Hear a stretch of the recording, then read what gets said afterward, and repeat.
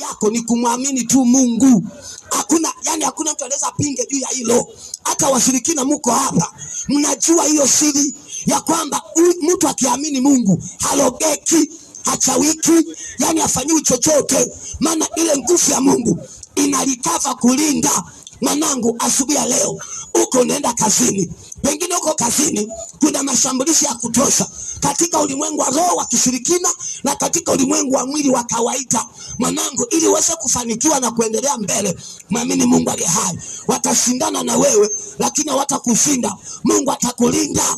Haleluya! Nanyi mnalindwa na nguvu ya imani, na mnalindwa na nguvu ya Mungu kwa njia ya imani. Hicho ndio kibagizo chetu leo. Haleluya! Nanyi mnalindwa na nguvu ya Mungu kwa njia ya imani, ili mpate kufunuliwa wokovu nyakati za mwisho. Sikiliza, lazima muamini Mungu leo.